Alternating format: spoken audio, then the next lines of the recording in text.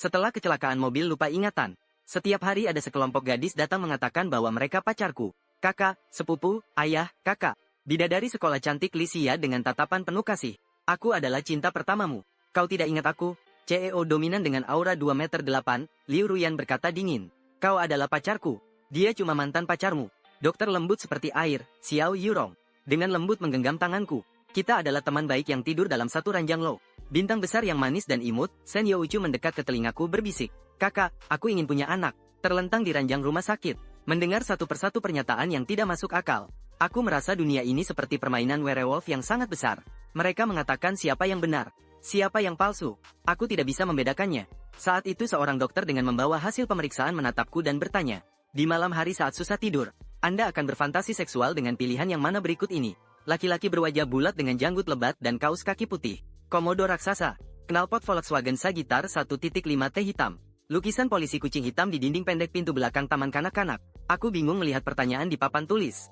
Diam-diam mengamati ruangan praktek ini. Apa nih ini rumah sakit yang serius? Dokter, maaf. Saya tidak bisa memilih.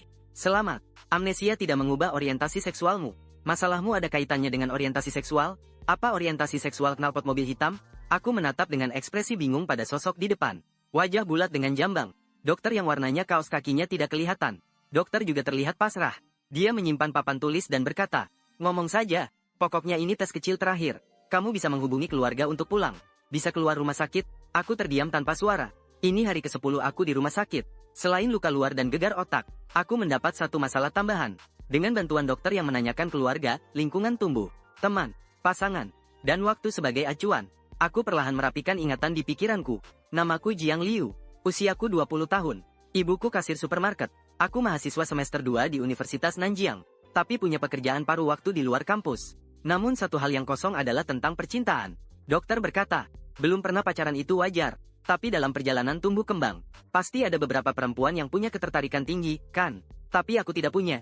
Dokter juga menghela napas. Bahkan komodo saja sudah dibuat. Ini menandakan dokter sudah tidak ada cara lagi. Aku kembali ke kamar. Duduk kebingungan di tepi tempat tidur. Tidak mungkin aku benar-benar seorang pria. Aku terkejut sampai berkeringat dingin. Sampai-sampai lupa membereskan barang. Aku tidak menemukan jejak apapun yang membuktikan aku anak laki-laki. Aku juga tidak punya bukti yang menunjukkan aku bukan anak laki-laki. Aku tidak bisa membedakan. Tidak bisa bedakan apa. Aku terjebak dalam pemikiran cemas. Berdiri di laut, menyaring satu persatu. Sama sekali tidak peduli siapa yang berbicara di telinga. Hanya bisa menjawab tanpa sadar. Aku tidak bisa membedakan orientasi seksualku. Sangat mudah saja. Kamu buka saja situs apapun. Lihat apakah ada reaksi fisiologis, kan jadi tahu. Waduh, dokter hebat sekali. Aku mengangkat kepala dengan antusias melihat dokter hebat itu. Tapi dalam pandanganku tidak ada dokter berjubah putih. Hanya ada gadis berbusana hitam yang menoleh dan menatapku. Dia berdiri 2 langkah di depanku. Dalam kedua matanya yang besar tersimpan senyum yang sulit disembunyikan. Memakai rok hitam. Tangan terlipat di belakang punggungnya. Jangan-jangan orientasi seksualnya benar-benar salah arah. Kawan Jiang Liu hanya bercanda saja. Tidak ada yang bisa berbohong di depanku lagi. Melihat kamu sebagai pasien, aku memaafkanmu. Maaf, apakah kamu aku? Melihat gadis cerah ini, di pikiranku sama sekali tidak ada kesan apapun. Tapi saat dia berbicara, terasa seperti teman lama yang sangat akrab. Tebak dulu aku membawa hadiah apa untukmu. Tidak usah repot-repot. Aku sudah siap keluar rumah sakit. Cepat tebak, aku datang. Susu dan suplemen benar-benar bodoh. Aku akan memberi hadiah yang biasa saja. Dari kotak penyimpan makanan yang diambil gadis itu dari belakang. Tampaknya itu camilan buatannya sendiri. Orang yang pernah tidur di ranjang rumah sakit. Tubuhnya lemah. Aku buatkan paket domba spesial dengan tanganku sendiri untukmu. Daging kambing dan daun bawang dimasak dengan ginjal. Ingat untuk makan habis dan menyimpan energi positif. Jangan diam-diam melihat situs kecil. Mau lihat apa yang kamu katakan? Aku tidak bisa menghubungkan wajah cantik dan murni gadis itu dengan kata-kata yang keluar dari mulutnya. Wanita ini terlalu abstrak. Terima kasih. Tapi aku tidak mengenalimu siapa. Permisi, makhluk nekat. Cepat turun dari tubuh Jiang Liu. Sejak kapan Jiang Liu yang asli bahkan tidak sempat mengejar pakaian Lycia? Maaf. Aku benar-benar kehilangan ingatan. Kamu bisa lihat catatan medisnya. Haha, cuma bercanda. Aku tahu kamu kehilangan ingatan. Lycia menatap kepalaku dengan penasaran bola-balik, lalu menurunkan pandangannya, dan bertatapan denganku. Jarak kami berdua kurang dari 10 cm. Aku bahkan bisa melihat pori-pori bernapas di kulitnya yang putih mulus, serta matanya yang semakin basah berair. Apakah dia akan memberiku kecupan penuh perasaan? Apakah dia sudah mengingatku? Tidak ada adegan cinta-cintaan. Apakah drama TV pun salah? Saat pemeran pria kehilangan ingatan, bukankah pemeran wanita biasanya menatap penuh air mata dengan penuh perasaan? Lalu aliran listrik menyambar di otak pemeran pria. Lalu mereka langsung sadar ingatan mereka. Apakah kamu selalu sesulit itu dimengerti? Tidak disangka ucapan itu keluar. Lisia tiba-tiba mengangkat kepalanya. Melangkah mundur beberapa langkah. Dengan wajah penuh serius menatapku. Kamu ulangi sekali lagi. Maaf atas perkataan tadi, tidak bermaksud menyinggung. Kamu ulangi sekali lagi. Perkataan tadi. Jiang Liu, kamu tak berperasaan. Kamu benar-benar lupa aku.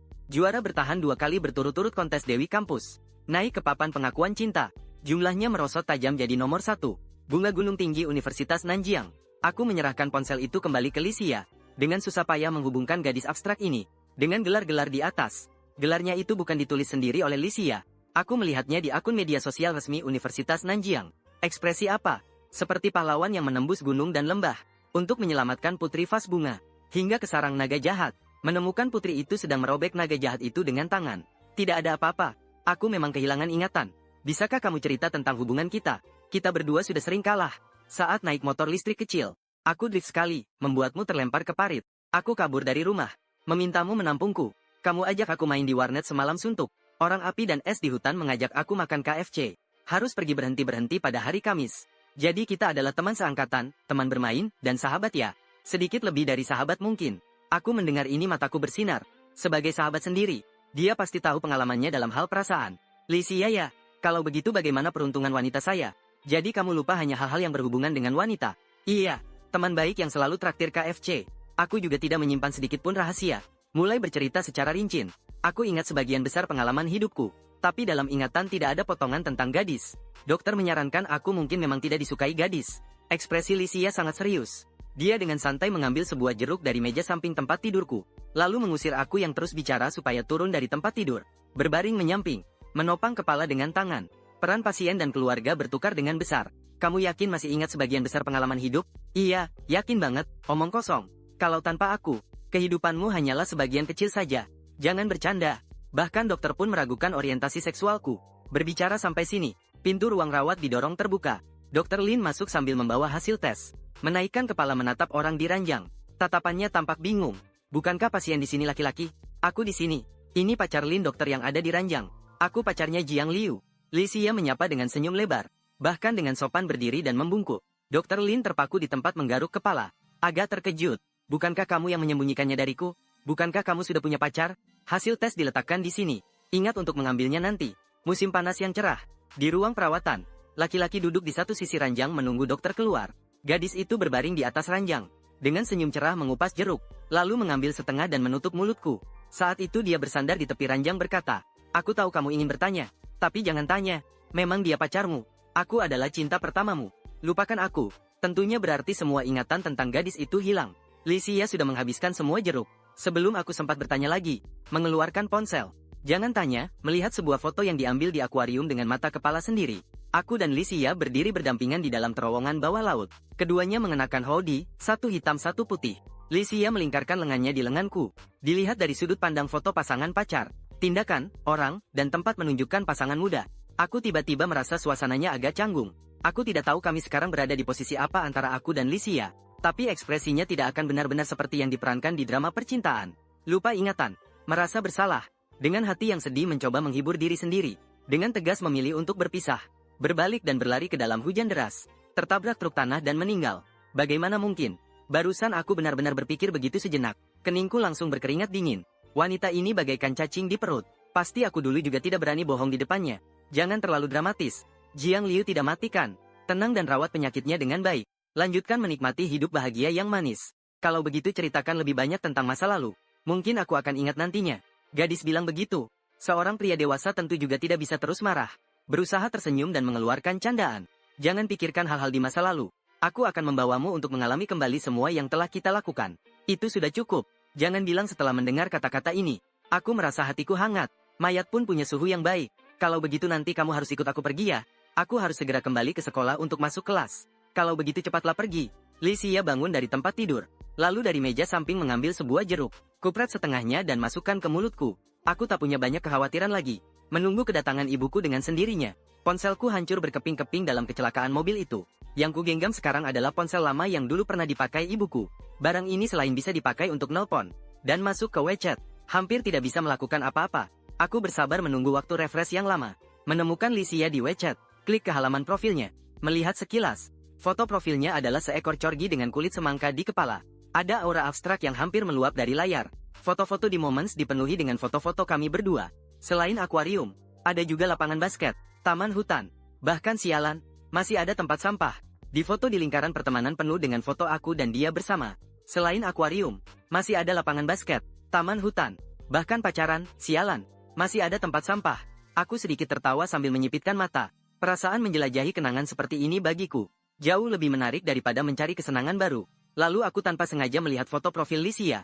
Bukan foto anjing corgi dengan kulit semangka yang tadi kulihat. Mungkin itu foto asli Lisia sendiri. Aku tak mempermasalahkannya. Kupikir Lisia hanya mengganti foto profil secara tiba-tiba saja. Pikiranku sampai di situ. Aku yang berbaring di ranjang rumah sakit bersiap mengotak-atik WeChat wanitaku. Namun Alima tua ini tiba-tiba diam tanpa suara dan layar padam.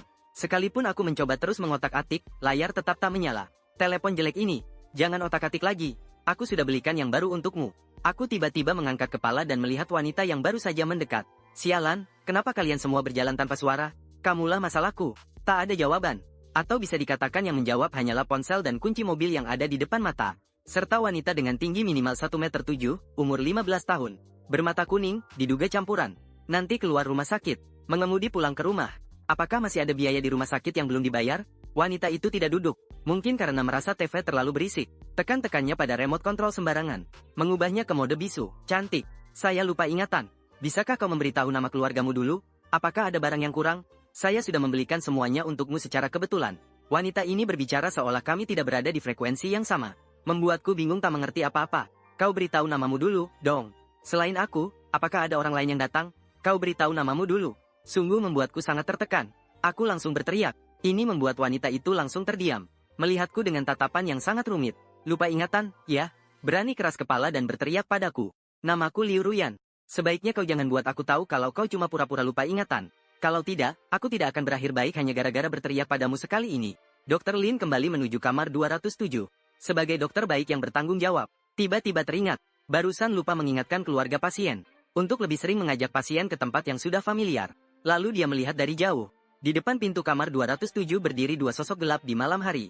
Kalian adalah sopir keluarga pasien, kan? Dr. Lin agak bingung. Keluarga pasien sangat umum ditemui. Sopir keluarga pasien juga pernah dia lihat. Tapi sopir keluarga pasien memang jarang ditemui. Dia pikir pacar anak itu pasti berasal dari keluarga kaya. Dr. Lin mengetuk pintu. Lalu mendorong pintu dan masuk. Sekilas dia melihat dua orang di dalam ruangan. Kemudian membuka surat wasiat yang baru saja ditulisnya. Mulai bicara. Keluarga pasien harus ingat untuk sering mengajaknya bicara. Berusaha untuk membawanya ke tempat yang familiar. Seperti restoran tempat sering kencan sebelumnya. Aroma yang familiar. Memiliki efek mengaktifkan ingatan yang luar biasa. Singkatnya, kehadiran itu sangat penting. Jika dokter tidak punya waktu menemani, masih ada metode pengobatan lain. Misalnya mengonsumsi obat yang efektif. Atau tempat pengobatan yang kamu rekomendasikan. Bisa di dalam maupun luar negeri. Dr. Lin kaget mendengar kata-kata ini. Lalu dia mengangkat kepala dan melihat. Kenapa ganti orang?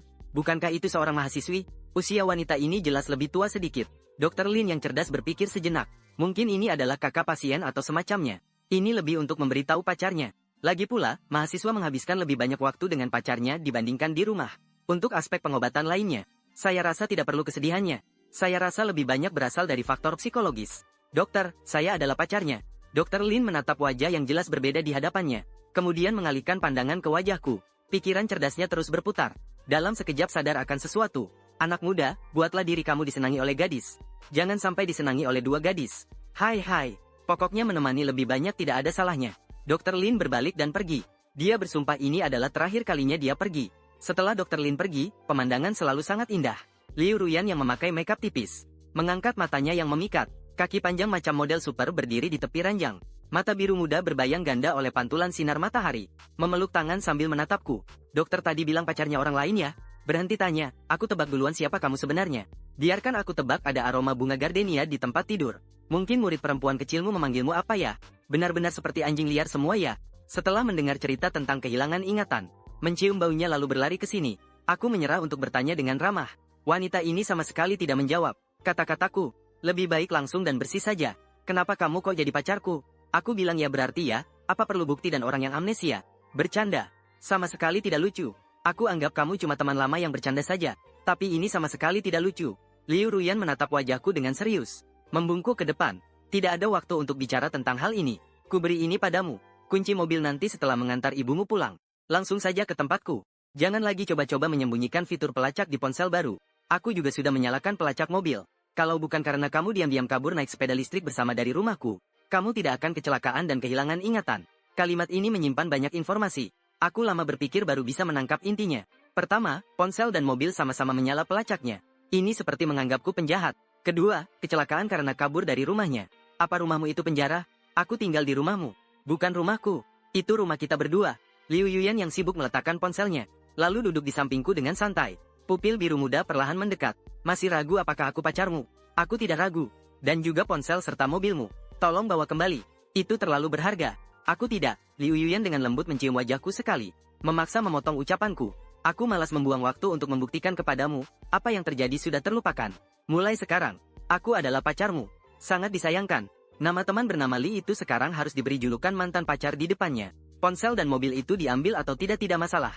Aku bisa menoleransi kamu yang sakit dan rewel untuk sementara. Kali ini aku datang hanya untuk hadir dan tanda tangan. Agar menghindari anjing liar berebut makanan. Jangan buat aku menunggu terlalu lama. Liu Yuyan selesai berkata lalu berbalik dan langsung pergi. Tanpa membuang waktu. Melangkahkan kaki panjangnya keluar dari pintu. Sejenak mengganti ekspresi menjadi sangat tegas. Langsung berjalan menuju ruang dokter. Karena tinggi Liu Yuyan cukup menjulang. Dr. Lin yang tingginya kurang dari 1,7 meter terlihat seperti murid SD yang melakukan kesalahan. Dengan bingung menengadah ke atas. Apa yang kamu katakan tadi bahwa tidak ada pilihan pengobatan lain itu benar? Tidak sepenuhnya benar. Jika Anda punya kesempatan, Anda juga bisa pergi ke luar negeri. Saya tidak mau jawaban seperti itu. Dr. Lin bingung mengangkat kepala. Tidak tahu harus menjawab apa. Bingung sebentar. Dengan hati-hati bertanya, apakah kamu tidak ingin dia mengobati penyakit ini? Saya keluar dari bilik toilet. Berjalan keluar di depan Dr. Lin. Langsung kembali ke ruang perawatan. Sebenarnya saya mengejar untuk mengantar telepon dan kunci mobil. Dari kejauhan saya melihat Dr. Lin sedang berbicara dengan Liu Ruyan. Saya tidak langsung mendekat, tapi saya terdengar samar-samar percakapan mereka. Isi pembicaraan tersebar dan tidak lengkap. Kesimpulannya sepertinya Liu Ruyan tidak terlalu ingin saya mengingat kembali. Apakah karena dulu pernah terjadi sesuatu yang buruk antara mereka berdua? Sebenarnya saya ingin sekali mengeluarkan ponsel dan bertanya pada Li Xia. Saat saya mengingat percakapan dengan Li Xia yang lebih seperti teman nakal daripada pacar. Sepertinya juga tidak terlalu bersikeras membantu saya mengembalikan ingatan. Jawabannya selalu seperti, lupakan saja kalau sudah lupa. Tidak perlu dipikirkan berlebihan. Saya bukan orang yang mudah curiga. Tapi ketika dua pacar muncul bersamaan, sulit untuk tidak memikirkan lebih dalam. Kamu pergi kemana? Sungai mengalir, aku menengadah melihat. Melihat seorang wanita asing yang bersandar miring di kusen pintu di depanku. Hatiku terkejut tiba-tiba. Datang lagi satu orang. Kau juga pacarku. Ngomong apa sembarangan di depan banyak orang. Aku adalah gurumu di psikologi. Aduh, maaf ya, guru. Otakku ini sakit. Sejenak tidak bisa berpikir jernih. Aku menunjukkan senyum canggung. Sambil menggaruk kepala dengan tepat waktu. Berpura-pura bodoh. Namaku Xiao Yurong. Menurut ibumu, kau kehilangan ingatan. Jika kau butuh, aku juga bisa menceritakan masa lalumu. Xiao Yurong berbicara pelan-pelan. Terlihat dia sifatnya lembut dan sabar. Xiao Yurong berjalan di depan, memegang sebuah buku dan menyerahkannya padaku. Kupikir buku yang diberikan guru psikologi, mungkin seputar pemecahan masalah psikologis. Semacam 100 pertanyaan dan jawaban, atau kumpulan esai yang membuat rileks perasaan. Tapi yang dia berikan adalah novel Do Upo Changkyong. Setelah kehilangan ingatan, usahakan jangan banyak berpikir. Jenis laki-laki seperti ini suka menonton dengan puas. Pas untuk mengusir kebosanan. Bahkan tidak perlu mikir. Xiao Yurong tersenyum manis. Terus membicarakan. Berpikir lebih dalam dan naik level. Lupa tapi akan tetap berpikir tanpa sadar.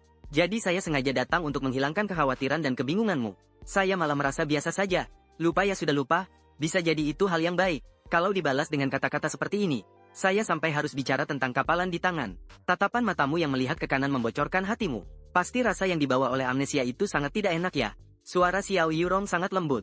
Tanpa sebab membuatku teringat suara sinar matahari mengenai salju. Sekalian aku memperhatikan penampilannya. Kalau ingin keren dengan senyum seorang kecantikan klasik. Bahkan ada rambut yang berjatuhan. Apa itu wajah yang dihiasi bedak dan riasan? Membuatku entah mengapa teringat sebuah kata. Tubuh suci yang ditakdirkan untuk orang yang sudah meninggal. Xiao Yurong sangat tenang menerima tatapanku. Dengan sabar menunggu mataku fokus kembali sebelum mulai bicara. Tidak perlu terlalu tegang. Kita tidur di atas ranjang yang sama. Apa susahnya merasa tegang? Saat mendengar kata-kata ini aku seperti terkejut. Bulu kuduk meremang satu persatu. Masih bilang bukan pacarku. Xiao Yurong melirik mataku. Ekspresi wajahnya sangat kaya akan mikroekspresi. Ketika dia memalingkan kepala, seolah mengerti semua hal. Tapi tidak berkata apa-apa. Malah membongkar barang bawaanku satu persatu dari tempat tidur. Mengeluarkan pakaian tidur yang jelas-jelas dipakai di rumah sakit. Mengeluarkan gelas air dan semacamnya lalu membuangnya. Sebelum aku sempat menghentikannya, dia berkata sendiri, kampung halamanku ada lockdown. Barang-barang yang dipakai saat rawat inap harus dibuang semua saat keluar rumah sakit. Kalau pakai istilah internet, itu ibarat memutus hubungan dengan dirimu saat sakit. Bisa dibilang itu semacam ritual kecil yang membawa berkah. Gelas itu sebenarnya aku lumayan suka. Aku rasa setidaknya ada 2 orang yang datang menjenguk. Ada yang bilang itu pacarmu kok. Iya, tapi aku benar-benar bingung sekali. Belum sempat sadar. Aku sudah mengucapkan kebenaran semuanya. Orang ini ngomongnya kok malah lompat topik ya? Bukannya lagi ngomong soal buang barang bawaan? Xiao Yurong melihat ekspresi bingungku yang parah. Lalu tersenyum lebar. Baiklah. Ini kan karena melihatmu jadi tegang. Sampai tidak berani mengucapkan kebenaran ya? Jadi aku cari cara supaya kebenaran itu keluar. Aku minta maaf padamu. Kamu juga bisa tanya aku sesuka hati. Kejujuran gak masalah. Tapi kamu tahu dari mana ada 2 orang yang bilang aku, setidaknya ada 2 orang. Kalau tidak, bagaimana bisa dianggap semuanya yang datang belakangan itu pacar? Dengar penjelasan ini. Aku tidak mau bilang iya atau tidak. Karena fokus aku sama sekali bukan di sini. Aku sekarang cuma mau tahu gimana ceritanya tidur satu tempat tidur. Bukankah diriku bukan burung kecil? Kamu tadi bilang aku juga bisa tanya kejujuran, kan? Aku mau tanya dulu. Memang tidur satu tempat tidur ya? Tapi pikiran kamu tentang hal itu gak ada yang terjadi. Apa maksudnya ini? Aku di pikiran gak terpikir apa-apa. Xiao Yurong kayaknya suka banget lihat aku yang kaget-kaget begini. Dia terus menatap mata. Pelan-pelan bicara. Tapi kamu bawa sadar lihat kelekukan kakiku. Dari aku kenal kamu. Saat aku bilang oke sama tidur satu tempat tidur ini. 90% kemungkinan pikiran kamu sedang membayangkan sesuatu. Kalau lekukan kaki bukan disandar di tepi ranjang rumah sakit, tapi ada di pundak kamu. Jangan bilang lagi, perasaan aku sekarang itu, ada orang pasang CCTV di otakku sendiri. Yang paling parah CCTV itu juga ada komentator profesional. Kalau ini disiarkan di NB, itu sama aja kayak Slam Dunk yang aku bayangin tadi di otak sendiri. Sang komentator yang duduk tepat di depanku, saat itu langsung berkata, "Wah, bola yang bagus. Kamu mengalihkan pandanganmu ke bagian atas tubuhku. Biar kukira, kamu mau bilang bola yang bagus? Aku bukan tipe orang yang pikirannya penuh dengan hal-hal mesum." Sambil berkata begitu, aku mengikuti kata-kata Xiao Yurong. Pandangan mataku memang bukan disengaja. Hanya saja secara naluriah aku mengikuti ranting kecil yang menggantung buah lebat. Memang sangat miskin. Baiklah, tidak bercanda. Aku benar-benar datang untuk memberikan konseling psikologis untukmu. Aku, Hong Wen, mengangguk sedikit. Aku tidak merasa bahwa psikolog ini, yang mulutnya penuh dengan bahu, mengangkat kaki dan bola yang bagus, bisa memberikan konseling psikologis yang begitu serius. Tapi detik berikutnya, Hong Wenku berhenti. Tatapan matanya penuh kebingungan karena merasa hatinya telah tersentuh. Rasakanlah bagaimana tidak nyamannya kehilangan ingatan. Seperti orang yang berusaha keras untuk menghasilkan uang. Tiba-tiba tidak bisa membuka brankas. Meskipun menggunakan semua alat yang ada, tetap tidak bisa menemukan jejak uangnya. Aku mengangguk tanpa ekspresi. Dokter bilang tidak perlu dipusingkan. Tapi rasa seperti ini memang tidak enak. Sebenarnya aku sangat bingung. Aku hanya lupa sebagian dari hal-hal itu. Justru bagian itu pada saat ini datang bersamaan. Xiao Yurong diam-diam mendengarkan saya berbicara, tidak memotong dan merebut kendali pembicaraan. Dia seorang psikolog yang layak. Ada satu saat, saya merasa Xiao Yurong lebih seperti dokter dibanding dokter Ling Mao itu. Dia mendengarkan dengan tenang. Setelah mendengar keraguan saya, dia tersenyum dengan sangat tenang. Jadi itu memang disimpan di brankas ya? Uang receh untuk naik bus disimpan di saku. Pengeluaran sehari-hari disimpan di aplikasi pembayaran. Tabungan disimpan di kartu bank. Hanya perhiasan berharga, emas, perak, dan barang mewah yang disimpan di brankas. Karena itu berharga. Jadi apakah rasa sakit itu juga berharga? Meskipun perasaan yang dibawa oleh Li Xia dan Liu Ruyan sangat berbeda, saya merasa waktu saya habiskan bersama mereka dulu pasti adalah pengalaman yang luar biasa. Pengalaman luar biasa, bukankah itu sesuatu yang berharga? Lupa selektif adalah mekanisme perlindungan tubuhmu yang bekerja. Karena itu perlindungan, berarti kenangan itu sudah mencapai batas luka untukmu. Jadi mungkin melupakan adalah hal yang baik. Kata Tian Hen Hai, langit benci laut, itu tersambung. Kadang cuaca cerah sama dengan lautan kebencian. Orang yang penuh cinta pasti penuh curiga. Curiga membawa kebencian. Dan berharga adalah kata sifat yang dibandingkan dengan biasa. Hanya karena sesuatu itu berharga, belum tentu itu indah. Saya kira saya mengerti. Karena ada teori tentang amnesia selektif. Dr. Lin juga pernah membahasnya. Tapi ketika menghadapi wajah Dr. Lin itu, saya agak sulit untuk mendengarnya. Kenapa tidak ganti dengan Xiao Yurong yang mengajar saja? Lebih enak didengar. Sejujurnya, ketika saya mendengar kata-kata seperti itu, hati saya jadi jauh lebih nyaman. Tapi setelah itu saya langsung punya pertanyaan baru. Menurut logika kamu, apakah antara kita juga ada cinta dan benci yang mendalam? Xiao Yurong jelas terlihat terpana sebentar. Ekspresi tenangnya berubah sebentar, lalu hilang. Secara naluriah ingin menyentuh hidungnya, tapi harus menghentikan gerakan itu dengan paksa. Setiap orang punya pemahaman yang berbeda tentang kesedihan dan kebencian.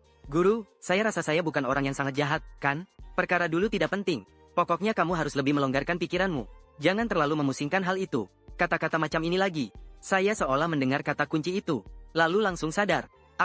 Kenapa rasanya ekspresi guru agak tidak natural ya? Apakah antara kita benar-benar tidak ada kisah cinta dan benci yang mendalam? Cerita kita sangat sederhana. Hanya seorang pemuda yang sangat tertekan. Sering datang ke ruang konsultasi psikolog saya. Setelah hubungan menjadi akrab, akhirnya suatu malam saat mabuk kita tidur di ranjang yang sama. Tapi minumnya terlalu banyak, sehingga saat harus melepas kendali, tidak terjadi apa-apa. Xiao Yurong dan saya berjalan berdampingan di halaman rumah sakit. Mendengar itu, saya langsung merasa tidak ada banyak yang bisa saya katakan. Karena Xiao Yurong sangat terbuka, tampaknya juga tidak berbohong. Santai dan percaya diri, ahli kehidupan sekaligus pemain bagus. Itulah kesan terbesar saya tentang Xiao Yurong. Mobil saya ada di sana. Letakkan barang bawaan di atas saja. Saya baru saja meminjam ponsel Xiao Yurong untuk telepon dengan ibu saya. Ibu saya tidak bisa mendapat izin cuti, sehingga saya harus pulang sendiri. Saya pulang sendiri tidak masalah. Bukannya kurang tangan atau kaki. Hanya saja nada permintaan maaf di ujung telepon ibu saya membuat hati saya sedikit tidak enak. Sedangkan Xiao Yurong yang mengendarai mobil dengan sukarela mengambil tugas mengantar saya pulang. Mobil Xiao Yurong adalah BMW seri 3, sangat sesuai dengan citra pribadinya. Setelah naik ke mobil, saya bahkan belum sempat menyebutkan alamat rumah. Sudah saya dengar Xiao Yurong mengatur navigasi. Kita kan sudah teman lama. Tentu ingat alamat rumah keluargamu. Aku rasa kata-kata ini tidak salah. Bersandar di sandaran kursi penumpang depan sambil melamun. Lalu duduk dengan gelisah sambil berkata, "Dulu aku orang yang mudah tergoda, ya? Sejujurnya itu sulit untuk dijelaskan. Kamu pasti masih ingat pekerjaanmu, kan? Aku berpikir tentang sifat pekerjaanku yang memang sulit dijelaskan. Mudah tergoda atau tidak? Kamu pernah bilang tentang masalah emosionalmu. Misalnya kamu sering memiliki fantasi aneh tentang pria dan wanita. Aku tanya apakah kamu punya fetish yang tidak umum, seperti suka disakiti atau punya keinginan mengendalikan yang kuat. Kalau begitu, aku sebenarnya punya fantasi apa? Apakah kamu berfantasi tentang dicintai seseorang?" Sial, aku bahkan bisa mengucapkan kata-kata selebay ini. Xiao Yulong memegang setir dengan satu tangan. Mendengar ini dia membalikkan matanya ke atas. "Ada yang lebih lebay lagi tidak?" Aku tanya kenapa ini bisa disebut fantasi. "Kamu bilang selalu merasa cara orang mencintaimu itu salah." Sudahlah, tidak sanggup mendengarnya. Aku menutupi telingaku. Dengan ekspresi tidak mau dengar seperti itik menolak ajaran Buddha. Namun detik berikutnya Xiao Yurong mengucapkan kata-kata yang sungguh mengejutkan. "Jiang Liu, kamu tahu kapan kamu mengatakan kalimat ini? Pasti saat mabuk. Atau mungkin tengah malam saat memakai Netis Cloud. Bukan di tanggal 10 September. Hari sebelum kamu mengalami kecelakaan. Lalu apa? Apa yang terjadi hari itu? Hari itu kamu mengungkapkan perasaan pada seorang gadis. Dan akhirnya berhasil." Aku menatap lebar ke arah Xiao Yunlong. Seluruh pikiranku penuh dengan, "Sialan. Aku amnesia. Sehari sebelum itu mengungkapkan perasaan. Tiba-tiba lupa setelah baru saja berhasil. Apakah Tuhan mau membuka mata dan melihat bagaimana kau memperlakukanku? Dengan siapa aku mengungkapkan perasaan? Ini sangat penting." Aku memalingkan kepala menatap Xiao Yurong. Aku merasa seolah-olah sudah sangat dekat dengan jawabannya. Xiao Yurong hanya menyibakkan rambutnya. Serius menghidupkan mobil. Jawaban santai tapi jelas. "Apakah kau punya ide kira-kira siapa?" "Pasti salah satu dari mereka berdua." Aku secara naluriah berkata. "Kenapa bukan aku? Lagi pula saat aku bilang itu kita sedang mabuk, berbaring di tempat tidur yang sama." Aku menatap Xiao Yurong, tapi dia tak menatapku. Aku tak bisa membaca ekspresi dari profil wajahnya yang bertindik air mata ini. Hanya bisa dari tatapannya yang samar. Kabur terlihat kode QR tempat parkir bayar sampai bayangan. Sampai berhenti di lampu merah. Xiao Yurong baru tersenyum lalu menoleh menjelaskan. "Bercandakah? Mana mungkin aku sepanjang jalan hanya ngobrol nggak jelas." Sampai mobil tiba di depan rumah. Aku tetap tidak tahu sebenarnya aku menyatakan perasaan pada siapa. Aku turun dan mengambil koper. Melambaikan tangan ke Xiao Yurong. "Hati-hati berkendaranya di jalan pulang ya." Xiao Yurong tidak langsung menyalakan mobil, melainkan memandang sosokku yang berjalan pelan. Masuk ke kompleks perumahan. Dengan mata seperti ember. Tidak tahu sedang memikirkan apa. Pelan berkata pada punggungku. "Jiang Liu, malam itu kau benar-benar berhasil menyatakan perasaan. Kau menyimpan banyak uang di ruang praktekku. Ingat bila ada masalah, cari aku untuk ngobrol. Pasti harus berusaha mencari kembali pacarmu ya. Kau sangat menyayanginya." Setelah melakukan semuanya, dia menarik napas dalam-dalam. Pelan menutup jendela mobil. Mengganti lagu jazz yang tadi kita dengarkan bersama. Diganti menjadi Love Me Like You Do. Lagu tema film klasik 50 Shades of Grey. Di ruang sempit itu, dia menutup mata. Mulai mengingat hari itu. Tangan perlahan meraba ke arah lengan. Kulit yang lembut dan segar. Sedikit menyentuh sudah terasa seperti tertusuk. Di sana ada memar. Sekitar 15 menit berlalu. Mata Xiao Yurong menjadi basah. Suara ketukan keras di jendela mobil terdengar. Xiao Yurong tiba-tiba membuka mata. Mengangkat kepala. Dia kira menghalangi pintu masuk kompleks orang lain. Cepat-cepat merapikan diri.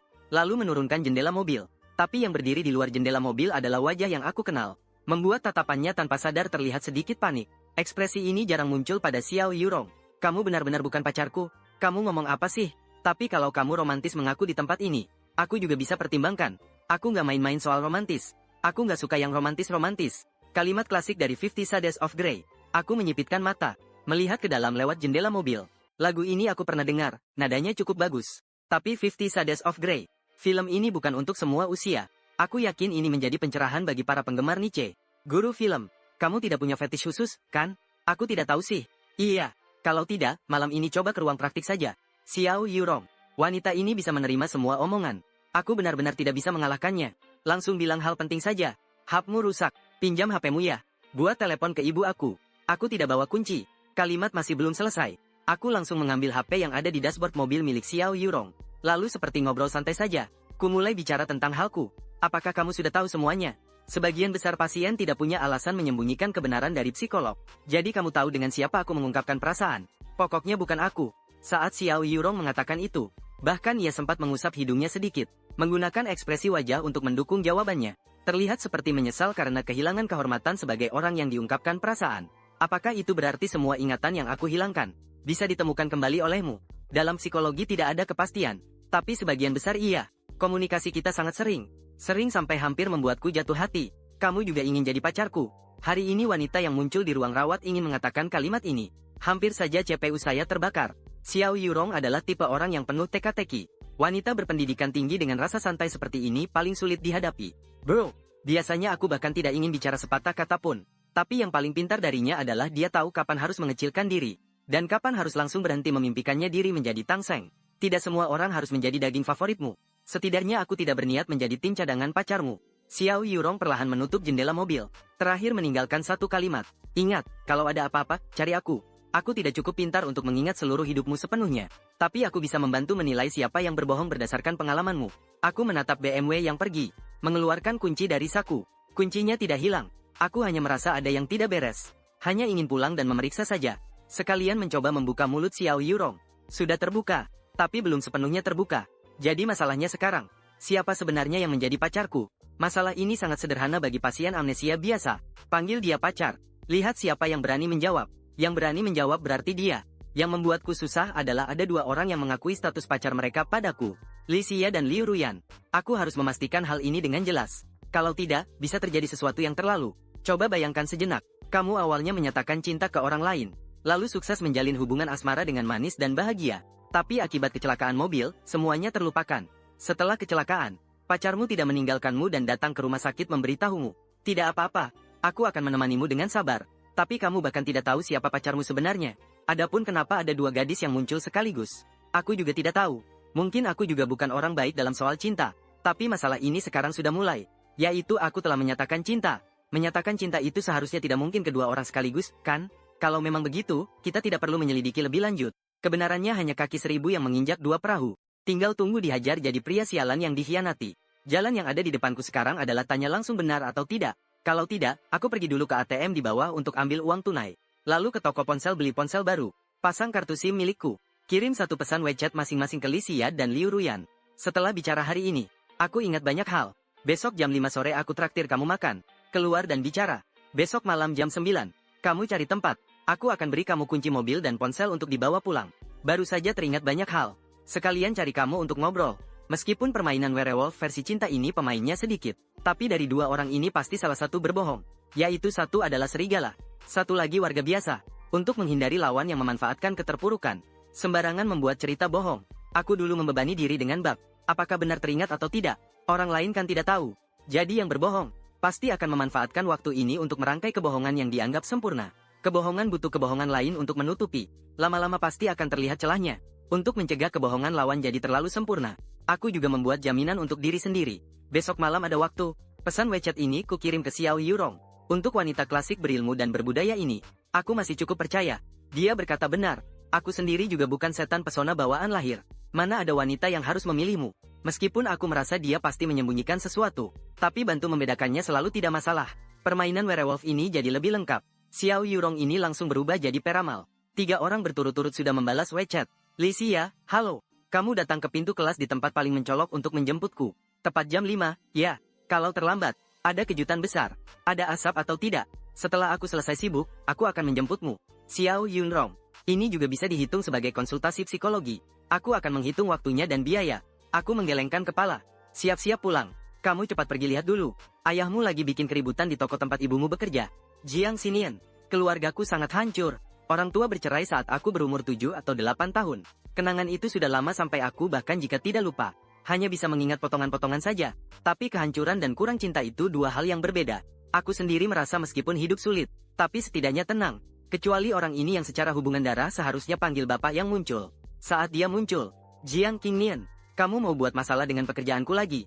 Apa kamu baik-baik saja? Ibuku Ji Chunhua berdiri di depan pintu supermarket. Matanya berlinang air mata sambil berteriak. Katanya berteriak, tapi suaranya tidak terlalu keras. Ji Chunhua pernah menjadi guru taman kanak-kanak. Jadi saat berbicara selalu dengan suara lembut dan sopan. Aku memang datang untuk membujukmu pindah. Jangan tinggal di rumah lagi. Kalau aku tidak tinggal di rumah, di mana aku harus tinggal? Tinggalkan satu rumah untuk keluarga. Kamu juga mau dipertaruhkan. Aku akan membayar untuk membeli rumah itu. Paling sedikit bisa disimpan. Tapi uangnya harus dicicil nanti. Jiang Xinian adalah pria tinggi dan kurus. Waktu telah meninggalkan banyak bekas di wajahku. Garis-garis kerut yang dalam dan bekas terbakar sinar matahari dari mengenakan sandal sepanjang tahun. Masih bisa terlihat bahwa aku dulu juga pria tampan saat muda. Penampilanku yang tampan sekarang sangat terkait dengan gen ayahku. Orang-orang yang menonton mulai mengerti apa sebenarnya yang terjadi. Supermarket Ginza ini dekat dengan kompleks Jiangwan tempat keluargaku tinggal. Banyak tetangga lama juga ada di sini. Jiang Xinian, binatang gila yang sudah berjudi bertahun-tahun, masih menghisap darah istri dan anaknya. Membuat Chunhua jadi menderita. Itu masih yang ringan. Dulu Jiang Xinian tidak punya uang. Dia pulang ke rumah dan mengacaukan Chunhua. Mana ada uang untukku? Di zaman ini masih ada orang seperti itu. Jiang Xinian sudah lama tidak peduli dengan omongan orang. Tapi Ji Chunhua tidak mau. Dia menjaga harga diri. Apalagi ini tempat dia bekerja. Karena keluarga seperti ini membuat keributan. Tidak hanya mempengaruhi pekerjaan normalnya, tapi juga akan mempengaruhi bisnis supermarket. Aku memohon kepadamu, Jiang Xinian, kamu jangan membuat keributan lagi. Bisakah? Kalau kamu janji padaku, aku akan pergi. Bagaimana mungkin Ji Chunhua setuju? Dia dan anaknya tinggal di rumah itu. Meminta kami pindah. Mau pindah kemana? Bahkan bilang akan beli dengan uang. Pelajaran terbesar Ji Chunhua dalam hidup adalah penjudi. Bahkan tidak bisa dipercaya omong kosongnya. Dia tidak punya cara. Di antara kerumunan ada banyak yang mendukung. Tapi menghadapi preman busuk seperti ini, tidak ada cara sama sekali. Kamu memaki aku sekali saja. Seperti digaruk-garuk. Melihat ini semua orang jadi. Kalau ada seseorang keluar dan memukulku akan lebih baik. Ada pria yang tidak terima ingin maju menghentikan. Tapi ditarik turun oleh warga yang tahu keadaannya. Tapi tidak berani mendekatiku. Ini benar-benar preman tua. Kamu sentuh aku sekali. Aku bisa menipu kamu sampai mati. Setiap hari ke rumahmu buat ribut dan berguling-guling. Begitu kata-katanya baru keluar. Sebuah sepatu terbang keluar dari kerumunan. Langsung menuju ke Jiang Xinian. Terbang ke kepala. Kebajingan mana yang berani pukul aku? Jangan sembunyi dariku. Jiang Xinian segera menoleh ke arah kerumunan. Langsung menunjukkan wajah penuh kemarahan. Sayangnya yang memukul juga tak berniat menghindar. Serangan sepatu terbang jarak jauh hanya hidangan pembuka. Aku tiba-tiba berlari keluar dari kerumunan. Tendang langsung ke ayah penjudi itu, tendangan pemuda tentu tidak ringan. Lendungan ini adalah tendangan penuh bakti. Keras nggak sih? Aku pukul kamu, ya kan? Aku kasih tahu kamu. Aku punya 6 penyakit kronis di tubuh. Sarafku juga terluka. Tekanan darah tinggi. Silakan coba tipu aku sampai mati. Keluarga Lao Jiang bisa saja punah dari aku saja. Awalnya Jiang Xinian tidak tahu tendangan itu dari putranya. Mendengar kata-kata itu, dia tiba-tiba mengangkat kepala. Mata penuh kebahagiaan. Putra itu kamu ya? Kenapa baru ketemu langsung kasih hadiah tendangan sebesar itu? Aku kasih kamu 2 tendangan lagi. Aku bilang dengan mulut, tapi badan tak bergerak. Aku bertaruh, hantu.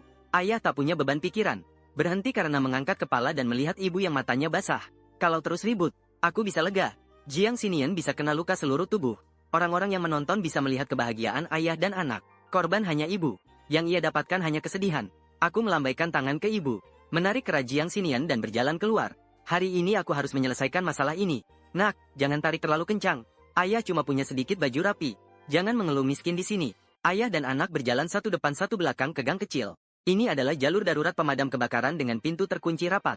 Biasanya hanya anak-anak di kompleks bermain di tumpukan pasir ini. Terlihat tak ada citra apa-apa. Ayah duduk tergeletak di tanah. Sambil terus menggosok tangan. Aku menyipitkan mata dan berkata, ayo ceritakan. Kali ini masalah apa lagi? Minta uang, nak mau merokok? Aku menolak kotak rokok yang diberikan. Memberi isyarat dengan mata pada Jiang Xinian untuk cepat bicara. Jiang Xinian duduk di tempat semula, merapikan kemeja putih lama yang kusut. Tarik napas dalam-dalam pada sebatang rokok. Seolah-olah rasa sakit tadi benar-benar hilang. Ayah memang bukan orang yang baik, tapi dia tidak sejahat yang kamu bayangkan. Aku tanya, selama bertahun-tahun ayah berapa kali minta uang pulang? Jiang Xinian. Ekspresinya saat ini sangat suram. Asap melingkar di udara. Menerus naik. Lewat asap bisa terlihat wajah itu bersandar di jalan darurat pemadam kebakaran. Di papan peringatan, ekspresi yang berat membawa beban waktu. Melihat pemandangan ini saja, dan kata-kataku, aku hampir tertipu sendiri untuk memaafkan. Kata-kata ini seperti aku tidak pernah minta uang sebelumnya. Terlihat benar-benar seperti orang baik di mata dunia. Tertawalah aku yang terlalu gila. Aku tertawa pada diriku yang sulit dibaca. Orang keren dan bebas. Terakhir kali pinjam uang tanggal 17 Juli tahun 300. Kata tidak ada uang buat makan. Sebelumnya pinjam lagi awal Mei tahun 500. Kata tidak bisa keluar dari pemandian kaki. Orang itu mau memukulmu. Bukan. Maksudku, kapan aku minta uang buat judi? Kamu sudah sebesar ini. Selama tidak berjudi. Apa mungkin sampai nggak ada uang buat makan? Kalau bukan ibu takut kita berantem. Membuat orang lain tertawa. Diam-diam memberikan uang. Membiarkanmu pergi. Aku akan membiarkanmu kelaparan di jalan. Ayah dan anak saling menatap tajam. Ekspresi mata yang mirip seolah melahirkan percikan api secara diam-diam saat ini. Hasilnya tetap berakhir dengan kegagalan Jiang Xinian. Sudahlah, tidak usah bicara tentang ini. Tapi aku benar-benar bukan datang untuk minta uang. Kau dan ibumu tidak bisa tinggal di sini lagi. Omong kosong tidak berguna. Aku justru ingin ibuku tinggal di villa untuk menikmati kehidupan. Sebaiknya juga ada beberapa pembantu yang mengurus kebutuhan ibu, mulai dari makan hingga kehidupan sehari-hari. Kalau ada kolam renang di belakangnya, itu lebih bagus lagi. Aku langsung menentang keras. Ayah Liu kali ini tidak bercanda. Kau sedang diawasi orang. Aku ini orang penting sebegitu besarnya. Punya anak buah yang mengawasi uangku. Aku langsung terjun ke dalam perangkap sendiri. Membiarkan uang yang kuhemat langsung kuberikan ke ibuku. Diawasi? Aku tidak percaya hal seperti itu. Kalaupun aku sedang diawasi, lalu apa? Diawasi kemiskinan dan kesusahanku? Sebuah kekuatan tak dikenal mengawasi aku. Hanya untuk merebut celengan pigi yang aku kumpulkan sejak SMP. Atau iblis dalam novel kultivasi. Ingin menguasai tubuhku yang cukup tampan ini untuk berlatih. Atau mungkin aku harus beli di toko dan mendapatkan asbak dari undian setelah belanja 100. Itu adalah bejana kencing sang kaisar. Jangan bercanda lagi. Aku selain punya wajah tampan dan sedikit pesona tubuh, aku tidak punya apa-apa. Ada beberapa hal yang ayah masih belum pahami sementara ini. Pokoknya kamu usahakan membujuk ibumu untuk pindah. Dan lain kali usahakan berhati-hati. Kamu memang jadi tukang teka-teki, ya? Jiang Xinian jelas tidak mengerti lelucon di internet. Tidak tahu kalau jadi tukang teka-teki itu dosa besar. Tapi sepertinya banyak hal yang juga belum aku benahi. Tapi aku dengan tajam menangkap inti permasalahan itu. Jadi kecelakaanku bukan kebetulan. Dari pemahamanku, bukan sebuah kecelakaan. Apakah kamu berutang pada seseorang, dan mereka menyerang anakmu sebagai ancaman? Kalau benar begitu, kamu benar-benar kejam tak termaafkan. Jiang Xinian tidak mungkin begitu. Selama bertahun-tahun ini, citraku tidak berbeda dengan binatang yang hanya melirik uang. Apakah kamu akan mengancam anak binatang untuk membayar hutang binatang? Masalah ini tidak jelas sampai di sini. Tapi aku tajam merasakan ada titik kunci lain. Jiang Xinian sepertinya sangat memperhatikan ayahku. Memperhatikan anak itu wajar jika orang lain yang melakukannya. Tapi bagaimana tepatnya Jiang Xinian mendapatkan informasi itu? Ayah dan anak sudah beberapa bulan tidak bertemu sekalipun. Dari mana aku tahu? Jiang Qingnian, ketika kamu mencari kabarku, apakah kamu tahu siapa pacarku? Bab 7, hari demi hari. Jiang Xinian, apakah kamu mau bilang tentang anakmu? Sebenarnya aku ingin bilang, tapi kamu tadi baru saja menendangku. Ayah memutuskan agar kamu belajar pelajaran. Jiang Xinian berlari di depan. Aku mengejar dengan cepat dari belakang, berdua. Berlari keluar di hadapan banyak anak-anak yang sedang menggali tanah. Jadi aku punya pacar. Itu benar. Anak baruku Jiang Xinian cepat-cepat naik ke mobil bekas tua Volkswagen Santana. Menekan klakson ke arah anaknya. Pergi dengan gagah. Sebelum pergi tidak lupa berteriak. Beri cerita yang bagus untuk ayah di depan pacar kecilmu. Ketika kamu menikah nanti, ayah akan menjual habis semua agar mertuamu puas. Aku tidak percaya omong kosongmu. Jalanan yang hampir ramai sore itu seperti taman bermain bagiku. Hilang di tikungan dalam 2 menit. Lenyap tanpa jejak. Di depan supermarket Ginza. Pokoknya maksud ayah adalah kita harus pindah keluar rumah. Aku menerima tas punggung ibu. Dalam keadaan biasa.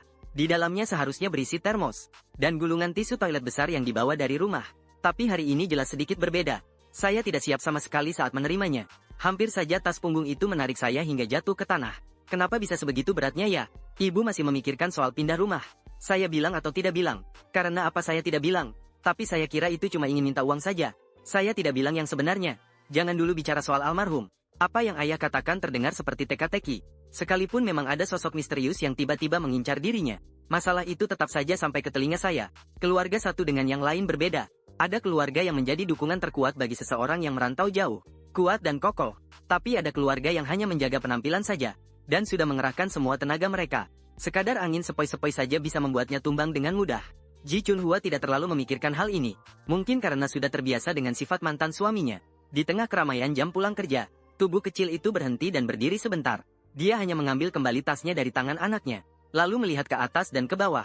Maaf ya, ibu anakmu awalnya memang ingin menjemputmu keluar rumah sakit bersama. Tapi benar-benar tidak bisa diubah karena jadwal shift yang berubah. Kamu jaga gilirannya untuk mengantar anak. Urus surat keterangan. Aku ini manusia dewasa yang sehat seutuhnya. Sebenarnya harusnya keluar rumah sakit sendiri. Malam nanti ibu mau kasih kamu makan tambahan.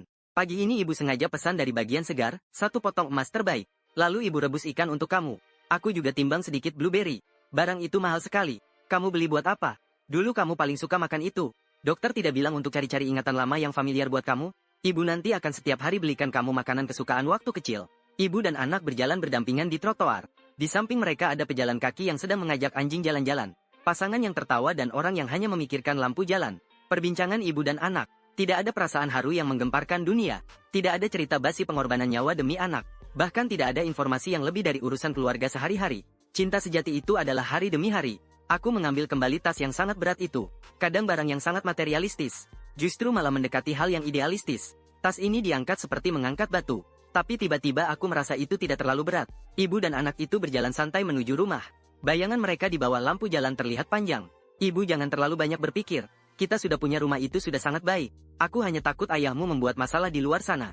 Nanti malah menyeret kita semua. Kalau memang benar seperti itu, kita juga tak bisa bersembunyi selamanya.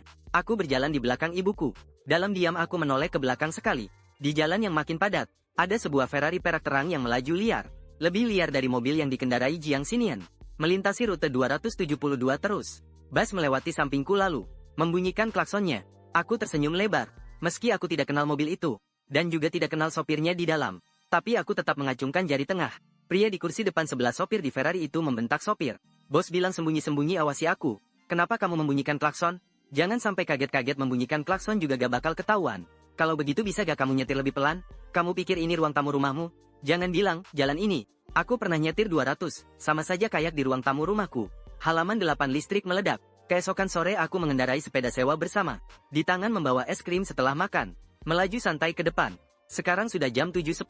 Meskipun terburu-buru, masih terlambat beberapa menit. Tapi sudah terlambat. Tidak masalah terlambat 5 menit. Aku terus-menerus menatap pemandangan di kedua sisi sepanjang jalan.